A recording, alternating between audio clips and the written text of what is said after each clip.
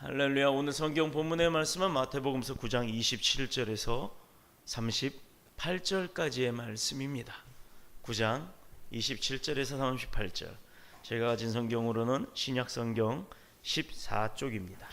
예수께서 거기에서 떠나가실새 두 맹인이 따라오며 소리질러 이르되 다윗의 자손이여 우리를 불쌍히 여기소서 하더니 예수께서 집에 들어가심에 맹인들이 그에게 나아오거늘 예수께서 이르시되 내가 능히 이 일 할 줄을 믿느냐 대답하되 주여 그러하오이다 하니 이에 예수께서 그들의 눈을 만지시며 이르시되 너희 믿음대로 되라 하시니 그 눈들이 밝아진지라. 아멘. 예수께서 엄히 경고하시되 삼가 아무에게도 알리지 말라 하셨으나 그들이 나가서 예수의 소문을 그 온 땅에 퍼뜨렸느니라. 그들이 나갈 때에 귀신 들려 말 못하는 사람을 예수께 데려오니 귀신이 쫓겨나고 말 못하는 사람이 말하거늘 무리가 놀랍게 여기 이르되 이스라엘 가운데서 이런 일을 본 적이 없다 하되 바리새인들은 이르되 그가 귀신의 왕을 의지하여 귀신을 쫓아낸다 하더라. 예수께서 모든 도시와 마을에 두루 다니사 그들의 회당에서 가르치시며 전국 복음을 전파하시며 모든 병과 모든 약한 것을 고치시니라. 무리를 보시고 불쌍히 여기시니 이는 그들이 목자 없는 양과 같이 고생하며 기진함이라. 이에 제자들에게 이르시되 추수할 것은 많되 일꾼이 적으니 함께 읽겠습니다. 그러므로 추수하는 주인에게 청하여 추수할 일꾼들을 보내주소서 하라 하시니라. 아멘. 살아계신 하나님의 말씀입니다.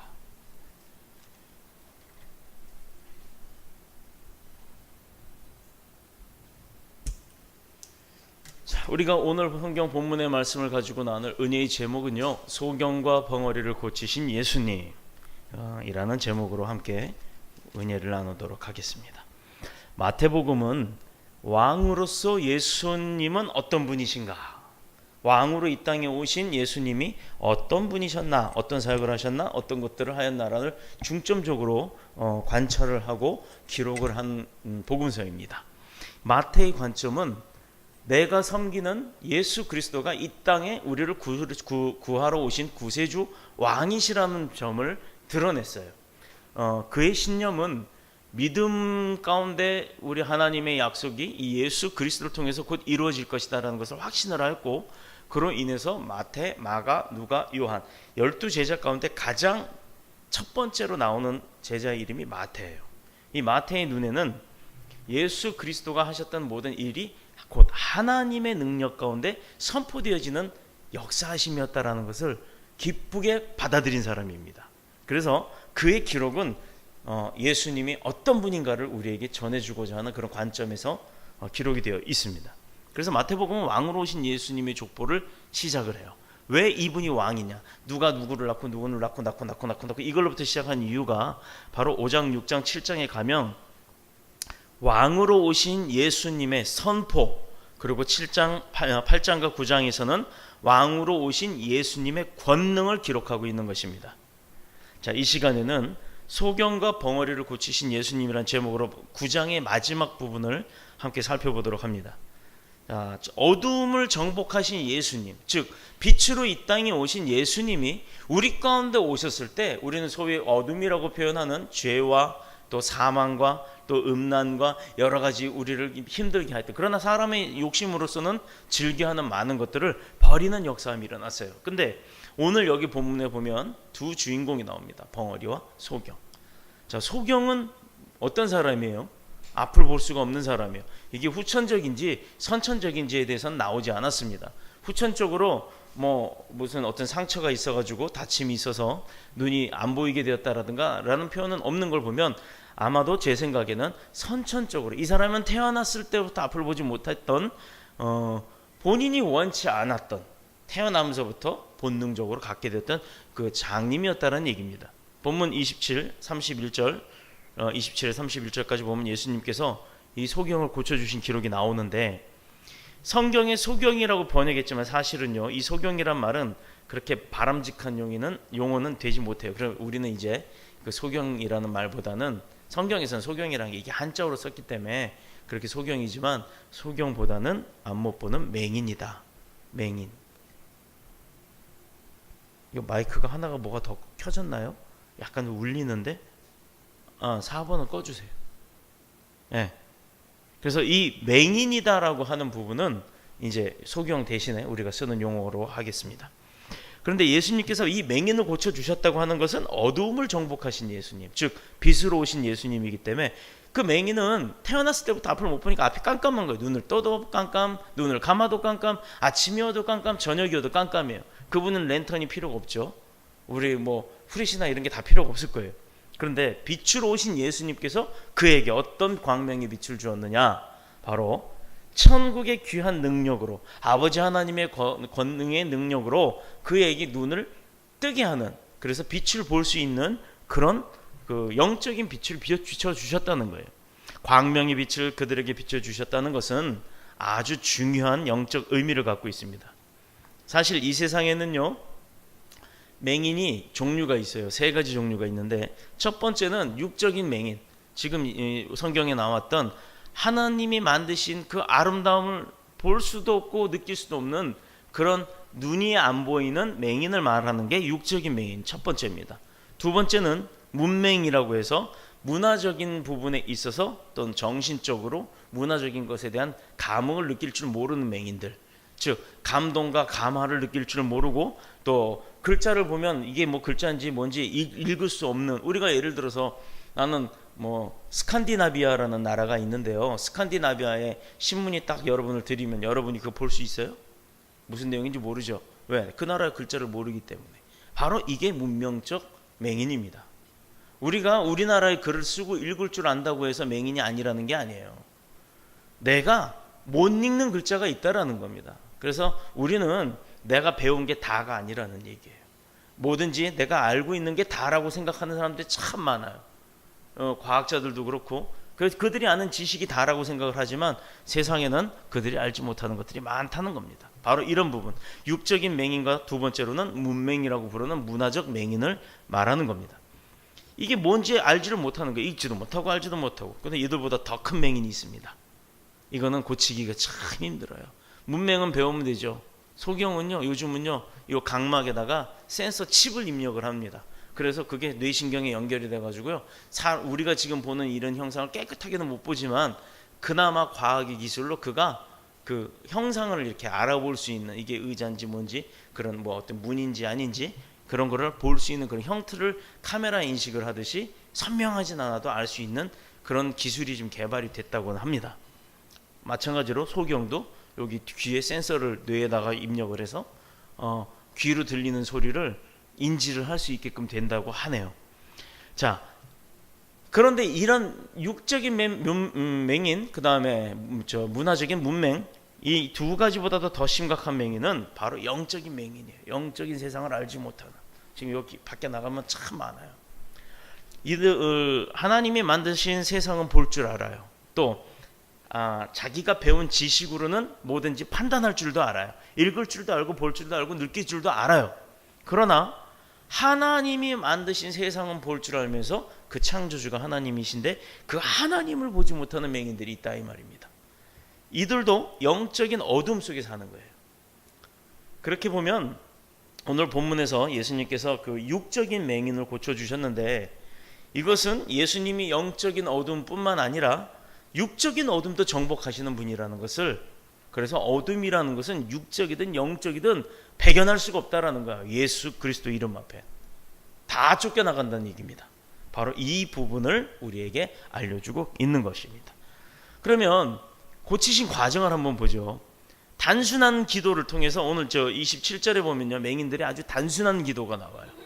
여러분 기도를 할 때요, 여기 강대 올라와서 뭐 우리 교회는 그렇지 않습니다만 뭐 온갖 뭐 전능하사 천지를 창조하시고 태초부터 우리를 죄에서 구원하시려고 뭐 작정을 하셨고 뭐 그 말씀 가운데 우리 골수가 쪼개지는 은혜가 있도록 해달라고 이런 미사오구를 많이 쓰시는 분들이 계시는데, 기도는 그렇게 뭐 해도 되죠. 근데 그보다도 더 아름다운 기도는요, 간절한 기도입니다. 그리고 단순한 기도예요.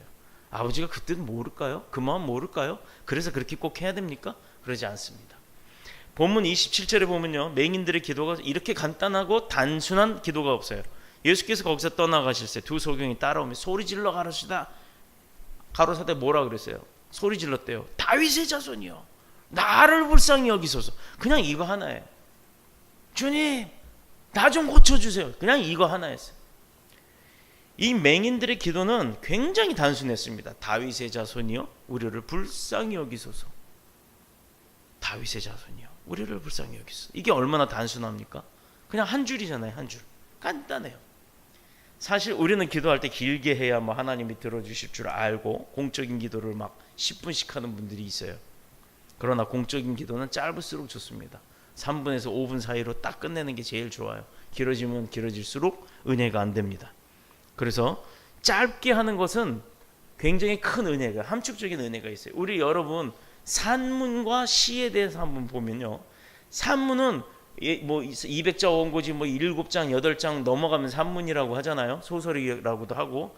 그런데 시라고 하는 건요, 그 7장 8장 뭐 300자 400자 원고지에 들어갔던 그 모든 글들을 함축적으로 줄여서 원고지 한 장에 드러내는 겁니다. 그런데 그 시를 읽고 나면 그 시를 쓴 사람의 마음이 다 읽혀지잖아요. 마찬가지로 준비되어진 기도는 짧습니다. 그러나 공적 기도는 그렇게 짧게 하는 게 옳은 거라고 저는 판단을 합니다. 그래서 기도하면서 준비해달라고 제가 문자를 보낼 때 그 기도를 많이 하신 분, 준비를 많이 하신 분들은 진짜 보면 짧아요. 그러나 우리가 원하는 것, 그 안에 모두가 다 함축적으로 다 들어있다라는 겁니다. 그래서 우리가 기도하다 보면 이것저것 생각나서 생각나는 대로 막 중언부언 할 때가 있는데, 그 예수님의 기도나 성경에 나온 기도를 보면요, 정말 단순하고 짧아요. 문제는 기도의 길이가 중요한 것이 아니라 얼마나 간절하게 드리느냐가 중요하다는 겁니다. 자, 맹인들이 기도에서 우리가 주목할 것은 다윗의 자손이요 라고 하는 그 대상이 누군지를 밝혔다라는 거예요. 이것은 그때 당시, 지금은 우리가 아버지 하나님, 주여, 예수님, 성령님 이렇게 표현을 하지만 그 당시에는 다윗의 자손이라는 말은 그 말은 당시에 메시아를 칭호하는 말이었어요. 그래서 그 당시에 메시아가 오시게 되면 다윗의 자손 가운데 오리라 한 그 예언 때문에 이들은 다윗의 자손이 메시아다라는 것을 뭐 다윗의 자손 니콜 메시아 니콜 예수 그리스도, 이것을 그들은 아예 부등화해 갖고 등식화되어 있었던 거예요. 그래서 다윗의 자손이란 말 자체는 메시아라고 인정을 하는 것이었습니다. 근데 그 소경들이, 볼 줄도 모르는 사람들이, 보지도 못한 사람이, 한 번도 본 적도 없는 사람이 예수님을 보자마자 그 소리를 했다는 거예요. 다윗의 자손이요, 우리를 불쌍히 여기소서.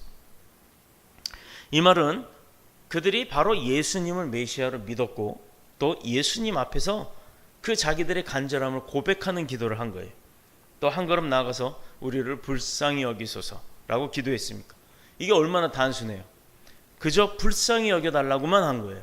나를 좀 측은하게만 생각해달라고 했는데, 왜 그러냐면 소경의 입장에서는 차마 그 예수님 앞에 갈 수가 없었던 거예요. 접근하기가 어려웠던 겁니다. 그래서 우리에게 긍휼을 베풀어 주시옵소서라고 그런 기도를 한 거예요. 그런데 사실 오늘 우리에게도 이런 기도가 필요한 줄로 믿습니다. 그런데 맹인들의 기도는 단순했지만 이 가운데 세 가지의 중요한 기도 요소가 포함되어져 있다라는 겁니다. 첫 번째, 기도는 혼자서 한 게 아니에요. 혼자서 한 게 아니에요. 맹인은 둘이 연합해서 합심으로 기도를 했어요. 혼자서 기도하는 것도 물론 중요합니다. 그러나 두세 사람이 주님의 이름으로 모인 그곳에 주님께서도 함께 하신다고 하셨던 말씀처럼 많은 사람들이 연합해서 기도하면 하나님께서 더 큰 영광으로 기쁘게 받으신다는 얘기예요. 두 번째, 이 기도는 굉장히 간절한 기도입니다. 본문에 소리 질러 가로되 목이 터져라고 소리 질렀다는 얘기예요. 그들이 예수님이 오시는 쪽 소리가 나니까 맹인들은 오히려 그 귀가 더 청각이 발달돼서 어느 방향인지 더 잘 안다고는 합니다만, 그렇게 쉽게 이렇게 더듬더듬 하면서 가면 늦잖아요. 뛰어갈 수는 없잖아요. 그러니 소리로밖에 할 수가 없었어요. 그러니 얼마나 애절하게 간절하게 크게 소리를 질렀겠습니까? 바로 이게 중요한 겁니다. 소위 우리가 말하는 통성기도의 본이 되는 거예요. 주야! 통성기도의 그 본입니다. 바로 이 순간이 그들에게는 절박한 순간이었어요. 그 많은 사람들 중에 누구 소리를 듣겠어요? 물론 주님은 다 들으실 수 있습니다. 그러나 먼저 소리를 지른 자들이었기 때문에 그들을 돌아보시게 된 거예요. 이것 때문에 우리가 통성기도를 하는 겁니다. 주야라고 크게 외치는 이유가 바로 그 부분이에요. 내 기도를 좀 들어주시라. 나를 좀 봐달라고, 나를 좀 불쌍히 여겨달라고, 나의 기도를 응답해달라고, 바로 그때 통성기도를 하는 겁니다. 왜냐, 이 기회를 놓치게 되면 다시는 이 병을 고칠 수가 없을 수도 있다. 그들은 주님을 또다시 내 앞에 지나갈 일이 없을 것이다 라고 생각할 수 있었기 때문이에요. 언제 오실지 모르는 분, 그래서 그분 앞에 간절하게 부르짖었던 겁니다. 세 번째, 따라오며 기도했대요. 따라오며. 한 군데 가만히 서서 기도한 것이 아니라 주님이 가시는 그 방향대로 따라가면서 했다는 거예요. 따라가면서. 이것은요, 계속 기도했다는 말도 되겠지만 얼마나 인내심을 가지고 기도했는가라는 말도 되는 겁니다. 신앙이라는 것은 물론 순간적이에요. 음악도 순간적 예술이라고 하는, 시간적 예술이요? 시간적 예술이라고 하나요? 그렇게 표현을 합니다만, 믿음도, 신앙생활도 순간적 믿음입니다. 신앙입니다. 왜냐? 신앙생활이라고 하는 것은 마라톤 경주와 같이 꾸준하게 달려가야 되는 거예요. 가다가 뒤돌아가는 것이 아니라 계속 앞쪽으로만 향해서 가다 보면 결승점에 도달하게 되죠. 1등으로 오든 2등으로 오든 그건 중요하지 않습니다. 물론 능력이 되면 1등으로 그 신앙의 끝까지 달려가면 좋죠. 1등 신앙을 갖는 건 가장 좋은 것이요. 그러나 그렇지 못한 대다수의 선수들, 예를 들어 우리가 마라톤 경기를 나가면 한두 명 나가는 게 아니라 몇백 명씩 출전을 하는데, 누구는 2시간 반 만에 돌아오는 사람이 있는 반면에 어떤 사람은 3시간, 4시간, 심지어 일반인들은 걸어서라도 완주하는데 목적을 두고 뛰어오는 사람들이 있다는 얘기입니다. 그 많은 사람들이 경주하는 것처럼 이 신앙의 생활도 끝에 골인점까지 도착할 때까지는 와야 되는데, 그것이 달려가는 사람과 걷는 사람과 걷다가 뛰다가 하는 사람과 방법은 여러 가지의 사람들이 있다라는 거예요. 마라톤 선수도 최대의 고비가 옵니다. 숨이 헐떡헐떡대고 중간에 그만 포기하고 싶을 정도의 고통이 다가오는 그럴 때가 많이 있습니다. 그걸 다 이기고도 건너가는데, 그들은 승리를 하는데, 우리의 믿음 생활도 마찬가지로 순간순간 그 고통과 인내해야 될 때가 온다라는 거예요. 즉 신앙생활이라고 하는 것이 바로 인내가 필요한 것이다 라는 겁니다. 새벽 기도를 하는데도 인내가 필요하고, 철야 기도를 하는데도 인내가 필요하고, 또 예배 시간 빠지지 않는데도 인내가 필요한 거고, 교회의 어떤 직분을 맡아서 그 일을 행하는 데 있어 시험이 드는에도 인내해야 하는 것입니다. 자, 이 맹인들의 기도는 단순한 기도였습니다만 두 사람의 연합이 있었고 간절함이 있었고 또 주님을 따라가면서 했던 인내심이 있었다는 그런 기도인 것입니다. 그럼 믿음이라는 것이 어떻게 그들은 주님에게 대한 믿음을 가졌는가? 본문 28절에 보면요, 예수께서 집에 들어가시며 소경들이 나오거들 예수께서 이르시되 내가 능히 이 일을 할 줄 믿느냐? 라고 물어봤어요. 그랬더니 그들은 주저없이 대답합니다. 예, 그러하오이다. 그렇게 하실 줄을 믿습니다. 주님이니까 하십니다. 주님이니까 당연히 합니다라고 이들은 당연하게 생각했던 거예요. 그래서 예수님께 저들에게 다시 물었어요. 내가 정말 너희를 고쳐줄 줄로 믿느냐? 그때 이들은요, 주여 그러하오이다. 당신은 우리에게 자비와 긍휼을 베푸시는 분이고 사랑 많으신 분이니 우리를 불쌍히 여겨서 나를 고쳐줄 줄로 나는 믿습니다 라고 얘기를 한 거예요. 아멘이라고. 그렇게 응답을 했어요. 믿음과 기도는 새의 두 날개와 날아다니는 새의 날개와 같아요. 날아다니는 새가 이 두 팔을 벌려서 날개짓을 하면 떠요. 잘 날아갑니다. 그런데요, 이 날개짓을 하다가도 이 새가 어느 순간 방향을 바꾸려고 그러면요, 어떻게 하는 줄 아세요? 이 날개 한쪽을 탁 접습니다. 그러면 그쪽으로 확 돌아가요. 또 반대쪽을 접으면 반대로 돌아가고, 양쪽을 접으면 위에서 아래로 쏜새같이 내려오면서 도망가는 매나 술이나 이런 큰 맹금류들이 도망가는 비둘기나 이런 참새들을 잡을 때 그들보다 더 빨리 쫓아가려고 막 날개치다가 탁 접으면 쏜살같이 떨어집니다. 그래서 막 도망가는 거를 쏜살같이 떠서 이렇게 탁 낚아채 가요. 그런데 이 새처럼 푸드덕거리다가도 한쪽 날개만 있다 그러면은요, 날지도 못하는 거예요. 양쪽 날개가 동시에 바람을 일으켜서 일어나야 그렇게 하늘로 날아갈 수가 있는 겁니다. 믿음도 기도와 이 믿음이라고 하는 그 두 날개가 있는 거예요. 신앙생활에는 믿음과 기도라는 두 날개가 있는데 이 둘 중에 하나가 꺾이면 제대로 날아가지 못합니다. 믿음이 있다고 하면서도 기도하지 아니하는 것, 또 마치 한쪽 날개로 날려고 아무리 퍼드덕거려 봐야 계속 한쪽 방향으로만 돌아가게 되는 그런 새들처럼, 날개가 부러진 새처럼 그런 믿음 생활을 한다는 겁니다. 성도들이 영적 생활을 하기 위해서는요, 믿음과 기도, 이 두 날개가 다 필요해요. 오늘 여기 딱 들어왔는데 냄새 안 났죠? 분위기가 뭔가 좋지 않았나요? 왜 그러느냐 하면 아침에 오후에 이제 학원에 와서 학원 일을 하는 틈틈이 여기 내려옵니다. 물론 덥기도 하고 물도 마시러 오기도 합니다. 근데 여기 오면요, 아무도 없어요. 얼마나 좋은지 몰라요. 다른 교회 같으면요, 맨날 교회 가보면 사람들이 있어서 기도를 마음대로 못해요. 목사도 눈물 날 때가 있고 목사도 울 때가 있습니다. 목사도 울고 싶을 때가 있어요. 근데 그게 어디 성도 앞에서 울 수도 있겠어요, 아니면 뭐 애들 앞에서 울 수가 있겠어요, 가족들 앞에서 울 수가 있겠어요. 그냥 아무도 없는 텅 빈 성전, 이게 얼마나 좋은지 몰라요. 냄새가 나는 날은 제가 여기 못 온 날이에요. 근데 여기 딱 들어왔는데 아무 때고 한번 와보세요. 항상 냄새가 안 날 겁니다. 왜냐? 수시로 들랑달랑 얼마나 좋은지 몰라요. 직장과 교회가 같은 곳에 있어서 얼마나 행복한지 모릅니다. 아무튼 이렇게 믿음 생활이라는 것은 신앙과 믿음, 기도와 믿음이라는 것이 동시에 커가야 된다는 거예요. 바로 이러한 신앙을 우리가 모두 가질 수 있기를 주님의 이름으로 축복합니다. 이적이라고 하는 것은 어떻게 보면 믿음의 아들이라고 보면 돼요. 그 믿음이 있고 그 믿음으로 인해서 생산되어지는 것이 바로 이적이라는 것인데, 믿음이 없는 사람에게는 이 이적이 절대 나타나지 않습니다. 왜냐? 믿음이 있어야 그게 일어난 일이 이적이라는 것을 알 수가 있는 거예요. 자, 눈을 만져주셨다고 했어요. 치료법이. 본문 29절에 이에 예수님께서 저희 눈을 만지시며라고 되어 있는데, 예수님이 손으로는 그 맹인의 눈을 그냥 만져만 줬다 이겁니다. 근데 주님은 뭘로 역사하시는 분이세요? 원래는 말씀으로 역사하시는 분이에요. 말씀만으로도 고쳐질지어다, 고쳐져라, 네 믿음이 너를 고쳤다 라고 하셔도 되는데, 굳이 이번에는 예수님이 그들의 눈을 만져주셨다는 얘기입니다. 물론 예수님은 말씀으로도 할 수 있는데, 때로는 침을 뱉어서 눈을 이렇게 고치시기도 하고 흙을 발라서 고치시기도 했어요.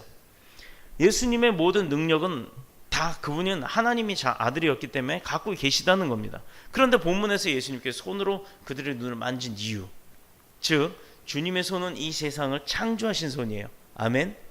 주님의 손은 사랑의 손이고 권세 있는 능력의 손입니다. 그렇기 때문에 저와 여러분들의 가장 필요한 것은 바로 이 연약한 손, 우리 두 손, 더러운 손, 육적인 손, 세속적인 손을 하루빨리 주님 앞에 뻗어서 주님의 권능의 손, 보혈의 손, 사랑의 손, 은혜의 손을 만져야 되는 줄로 믿습니다. 그야말로 영적으로 어두운 밤과 같은 이 세상 속에서 우리들에게 필요한 것이 무엇이냐? 바로 깨끗한 손이 되는 거예요. 깨끗한 손 주옵소서, 주님만 높여드리길 원해, 정결한 맘 주옵소서. 이 찬양이 있죠. 주님의 손을 만져야 될 줄로 믿습니다. 우리는 더럽고 추악하기 때문에, 그래서 회개하고 또 그렇게 주님의 손을 붙들므로 인해 우리의 모든 정결함이 예수 보혈의 능력으로 정결케 되어지는 줄로 믿습니다. 그러므로 그 순간부터 우리는 주님께서 우리에게 능력을 베풀어 주시고 우리를 친히 인도해 주실 줄로 믿습니다. 추우면 에어컨 끕시다. 추워서도 이러고 있는 것 같아. 아니에요? 괜찮아요? 네. 그래서 주님께서는 분명히 그러고 나서, 치료하시고 나서 바로 우리에게 뭐라 그러냐면 29절에 가라사대 너희 믿음대로 되라, 너희 믿음대로 되라 하신데 그 눈이 밝아진지라 라고 되어 있어요. 이것은 오늘날도 마찬가지. 지금도 믿음이 있으면 우리에게 이적이라고 하는 그 역사가 나타나는 줄로 믿습니다. 아멘. 믿음대로 될 줄로 믿습니다. 이 세상 모든 것을 하나님께서 그의 섭리 가운데 권능으로 인도하신다고 믿는 성도들에게는 모든 것이 적극적이고 긍정적으로 잘 되어 나가지만, 그러지 못한 사람들은 어렵다는 거예요. 아무것도 이루어지지 않는다는 겁니다. 왜? 믿지도 않는데 이루어질 일이 있겠어요? 자, 우리들에게 필요한 것은 바로 이 믿음, 그러므로 우리도 지금도 우리의 믿음대로 된다는 그런 적극적인 생각으로, 믿음으로, 아니면 어떻게 보면 이 믿음이라는 건 그냥 적극적이기 이전에 그걸 뛰어넘어서 절대적으로 된다, 주님이니까 된다, 주님이 하시면 된다라는 절대적인 믿음을 갖고 승리하시는 저와 여러분이 되시기를 축복합니다. 자, 세 번째 것 한 번만 더 하나만 하고 마치도록 할게요. 예수님께서 그 경계하시는 부분이 있었어요. 사역을 하시면서 절제하시는 것이 아니라 어떤 것을 우리를 통해서 경계하게끔 하신 게 있어요. 예수님께서는 저들을 고치신 다음에 30절에 보면 엄히 경고하셨대요. 삼가 아무에게도 알게 하지 마라, 비밀로 해라, 은밀히 해라, 너 떠들지 마라 라고 했어요. 그런데 그 다음 절 보면 어떻게 돼 있어요? 가자마자 나발 불었죠. 동네방네. 주님은 모든 것을 알고 계시는 분이세요. 그런데 그들에게 경고했음에, 엄하게 경고했음에 그들이 떠들 것이라는 걸 알고 계셨을 텐데 엄하게 경고했음에도 그들은 떠들었어요. 근데 그 뒤에 그들 눈을 다시 장님을 만들어 놨나요? 아니면 어떻게 죽음으로 죽게 만들었나요? 그러지 않으셨어요. 그들이 떠들지 말라라고 했음에도 불구하고 떠들 것이라는 것을 주님은 알았고 이미 그것도 하나님의 계획 가운데 되어 있었다는 겁니다. 주님은 분명히 그렇게 바로 변절을 하고 바로 배신을 하고 바로 그 말씀을 어긴다 할지라도 그가 긍휼함에 그 긍휼하신 마음으로 그들을 고쳐주시는 분이라는 거예요. 자, 여기서 보면요, 그 세 가지의 중요한 의미가 있는데 첫 번째는 예수님의 겸손이에요. 아무에게도 떠들지 마라, 내가 했다고 자랑하지 마라. 이거 누구든지 자기가 뭔가 해놨으면 얼마나 그 기세등등 알리고 싶어 합니까? 그러나 주님은 그러지 않았어요. 겸손함을 통해서 나발 부는 것을 좋아하지 않으셨습니다. 그래서 오히려 그들에게 나팔 부는 것을 못하게 했어요. 그런데 요즘 보면 한국 교회들이요, 교회에서 뭐 조금 하면 얼마나 떠들어댑니까? 우리가 뭐 했다, 우리 교회 몇 명 모인다, 우리가 몇 억 주고 뭐 했다, 얼마나 떠드는지 모르겠어요. 근데 우리 교회는 이렇게 선한 일을 한다, 이렇게 구제한다 하고 선전하기를 좋아합니다. 그것도 조금 뻥튀기까지 합니다. 그러나 참된 교회는 그렇게 하면 안 돼요. 그렇기 때문에 우리 교회는 그렇게 하지 않습니다. 전도를 함에도 좋은 날 되세요라고 하지 예수 믿고 구원받으세요, 또 우리 교회 나오세요라고는 하지 않는다는 겁니다. 그 이유가 바로 이겁니다. 주님이 겸손하신 분이셨기 때문에 우리는 그 방법을 씁니다. 오늘 성경 본문 마지막 구절에 보면요, 주님께서 이르시되 추수할 것은 많되 일꾼이 적으니 그러므로 추수하는 주인에게 청하여 추수할 일꾼을 보내주소서라고 하라고 했어요. 우리 교회 성도 필요하죠? 일꾼들 필요하죠? 그러나 이건 우리가 전도한다고 오는 게 아니라는 얘기입니다. 우리는 그냥 주님이 전도하라고 했으니까 하기만 하면 돼요. 그 일꾼의 이쪽으로 오고 안 오고는 하나님이 하시는 겁니다. 주인에게 청하라고 했어요. 우리가 누구에게 청해야 됩니까? 하나님 앞에 우리 일꾼들 보내달라고, 같이 동역할 동역자들 보내달라고 하나님한테만 하면 돼요. 그러니 우리에게 주어진 전도의 시간 스트레스 받지 말고요, 그냥 즐겨요. 기쁨으로 와도 그만 안 와도 그만입니다. 오고 안 오고는 그들의 마음이 움직이는 우리가 아니라 하나님께서 움직이기 때문입니다. 우리는 그것을 믿고 늘 기쁜 마음으로 사역을 감당해 내시기를 축복합니다. 두 번째, 이것은 예수님이 가르친 산상수훈. 이제 제가 마태복음 강론이 끝나면 한 3년 걸리더라고요. 가만 보니까 지금 100편까지 만들어놨는데 100편을 두 개로 나눠서 하다 보니까 200번을 해야 돼요. 한 3, 4년 걸립니다. 그게 끝나고 나면 예수님의 그 산상수훈에 대한 그 부분을 다시 강론을 할 거예요. 이것은 굉장히 은혜가 되고 중요한 부분이기 때문에 산상수훈에 대한 부분은 그때 가서 다시 한번 하도록 하겠습니다. 이것은 예수님이 가르친 산상수훈을 몸소 실천하시는 부분이었다. 떠들지 말아라고 하는 것은. 마태복음 6장 3절에 있는 말씀을 한번 찾아보면요, 제가 읽겠습니다. 너는 구제할 때 오른손이 하는 것을 왼손이 모르게 하며 내 구제함을 은밀하게 하라. 은밀한 중에 보시는 너희 아버지가 갚으시리라. 아멘. 누가 갚으신다고요? 아멘. 아버지께서 갚아주신대요. 그러니 우리는요, 떠벌리지 말라는 겁니다. 바로 주님이 이것 때문이었어요.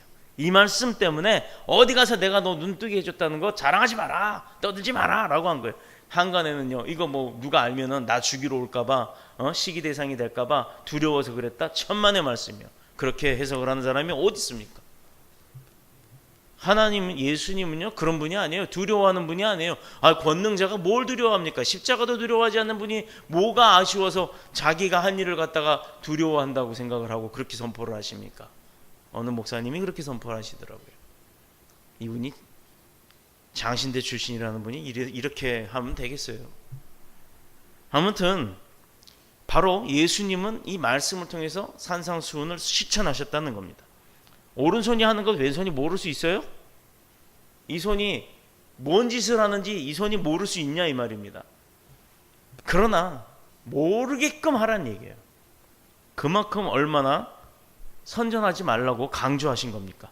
남에게 알리려고 할 필요가 없다는 거예요. 아니, 아버지를 위한 아버지의 일을 하면서 내가 아버지의 일을 하는데 남한테 왜 알립니까? 알릴 이유가 없다는 얘기예요. 세 번째, 예수님께서 이렇게 금기하신 이유는 그 당시에 이적만을 추구하는 많은 사람들이 있었어요. 요즘도요, 어느 목사님이 신유 은사가 있어서 누구를 낫게 한다 그러면 우르르 교인들이 다 몰려갑니다. 그게 진짜인지 가짜인지도 확인도 못하고. 그런 사람들을 피하기 위해서 함구령을 내린 거예요. 조금 낫게 했다, 능력 있다 뭐 하면 또 우르르 별의별 사람 다 쫓아오니까 예수님이 해야 할 일이 너무도 많아서 그것을 방지하기 위해서 함구령을 내린 겁니다. 아무에게도 선전하지 말고 은밀한 중에 계시는 하나님께만 기쁘게 해드리는 우리 더뉴스 부흥교회 모든 성도와 지체들, 사업장들이 되시기를 주님의 이름으로 축원합니다. 축복합니다. 기도드리겠습니다.